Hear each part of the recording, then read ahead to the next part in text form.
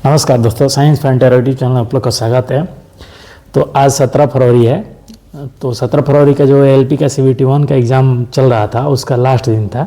13 फरवरी को मतलब एग्ज़ाम हुआ, फिर 16 फरवरी का था और आज 17 फरवरी का था। तीनों शिफ्ट में जो साइंस के प्रश्न पूछे गए हैं उसको आज हम डिस्कस करेंगे। उससे पहले हम आज के कम्युनिटी पोस्ट का जो प्रश्न डाले हैं उसका आंसर समझ लीजिए। तो जो प्रश्न है बहुत आसान प्रश्न डाले हैं कि जब अम्ल और क्षार की विक्रिया होती है तो क्या उत्पाद बनता है। तो उत्पाद के रूप में लवण और जल प्राप्त होता है। ये बहुत ही आसान प्रश्न है जो कि एलपी CBT 1 का जो पेपर हुआ था जो 2024 में, उसमें पूछा गया प्रश्न है।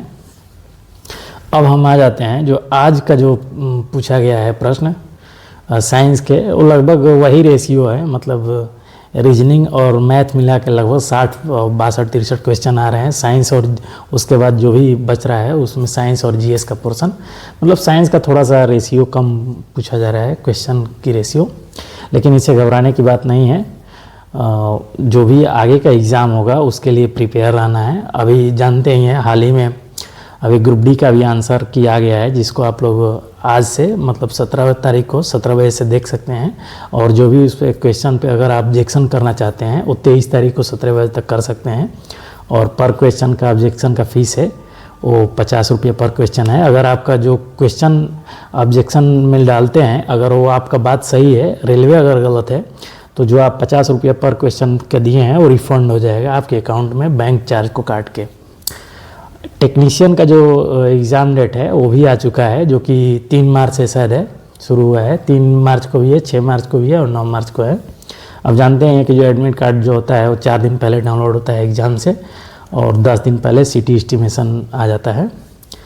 तो ये सारी अपडेट आप लोगों के लिए थी जो अभ्यर्थी टेक्नीशियन का फॉर्म भरे हैं और चाहे जो ग्रुप डी का पेपर दिए हैं उनके लिए आंसर की आ चुका है।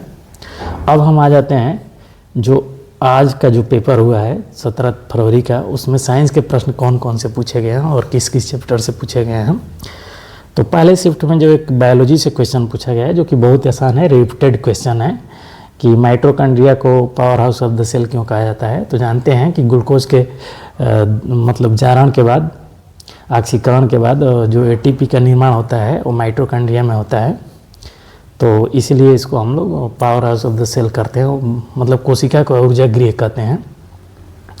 फिर अब अगला भी फर्स्ट शिफ्ट में ही प्रश्न था कि जो धमनियाँ होती हैं वो जब आगे चल के धमनिकाओं में मतलब पतली पतली नलिकाओं में बढ़ जाती है, जिसे हम वाहिकाएँ कहते हैं। और यही फिर जब ऊतक में प्रवेश करके फिर कोशिका में प्रवेश करती हैं तो और पतली हो जाती हैं, जिसे हम केशिकाएँ कहते हैं।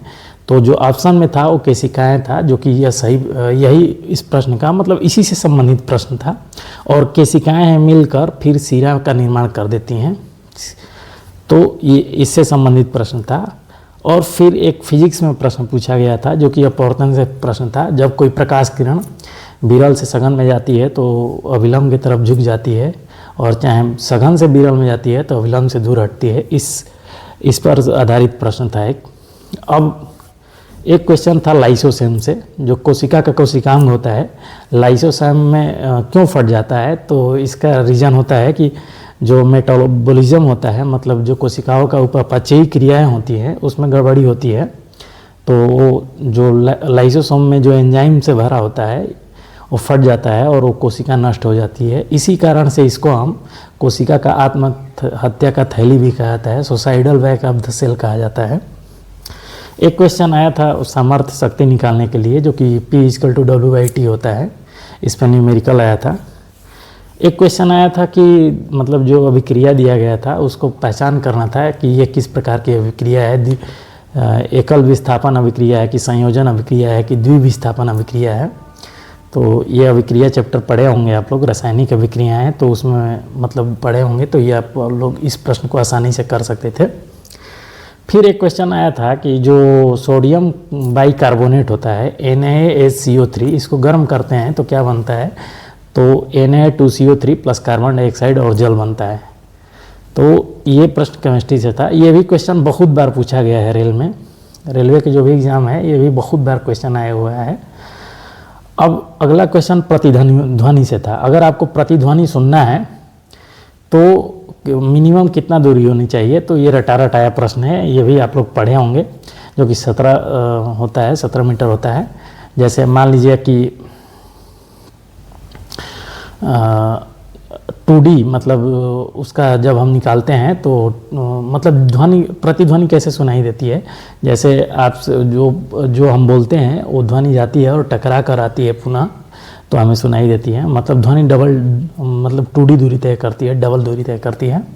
तो मिनिमम प्रतिध्वनि सुनने के लिए 17 मीटर होना चाहिए, 17 सेंटीमीटर होना चाहिए। अब हम आ जाते हैं, एक प्रश्न और था जो कि जो हमारा ब्लड होता है, जो हार्ट से संबंधित, हृदय से संबंधित था। जो हृदय से जो फेफड़ा में रक्त जाता है वो किससे जाता है। तो हम जानते हैं कि दयालिंद में पहले अशुद्ध रक्त पूरे शरीर से, मतलब जो कार्बन डाइऑक्साइड को लेकर आता है कोशिकाओं से, वो पहले दयालिंद में आता है, फिर दयालिंद से दयानिलय में, और दयानिलय से फिर पंप करके फेफड़ों में पहुंचाया जाता है, जो कि पल्मोनरी धमनी द्वारा जाता है। यह एक अपवाद है, पल्मोनरी धमनी है जिसमें अशुद्ध रक्त बहता है, मतलब कार्बन डाइऑक्साइड वाला रक्त बहता है।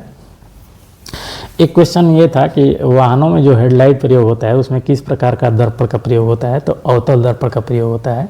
इसका कारण यह है कि हम जानते हैं कि जब फोकस से जाने वाली प्रकाश की किरणें जब दर्पण से परावर्तित होती हैं तो समानांतर हो जाती है। यही कारण है कि जो वाहनों के हेडलाइट होता है उसमें हम लोग अवतल दर्पण का प्रयोग करते हैं। यही इसी संबंधित प्रश्न था। अगला प्रश्न त्वरण से संबंधित था, इस पर न्यूमेरिकल था, मतलब अंतिम वेग का मान शायद निकालना था। एक और प्रश्न था जो गैस सिलेंडर और पिस्टन अरेंजमेंट से था। जब किसी गैस को सिलेंडर में कंप्रेस किया जाता है तो उसका आयतन घटता है और दाब बढ़ता है। ये भी बहुत आसान प्रश्न है। एक क्वेश्चन था बायोलॉजी में, पीयूष ग्रंथि से, मास्टर ग्लैंड मतलब किस प्रकार का हार्मोन का श्रवण करता है। तो जानते हैं मास्टर ग्लैंड ग्रोथ हार्मोन का श्रवण करता है। और भी बहुत सारे आसान क्वेश्चन थे जो कि कई बार रिपीटेड क्वेश्चन थे।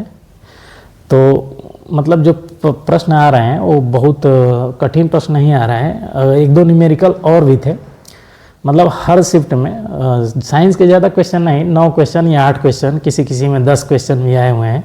लेकिन आज का जो थर्ड शिफ्ट का क्वेश्चन पेपर था उसमें शायद साइंस के बहुत कम प्रश्न थे, 7 या 6 प्रश्न थे जो कि आसान प्रश्न थे।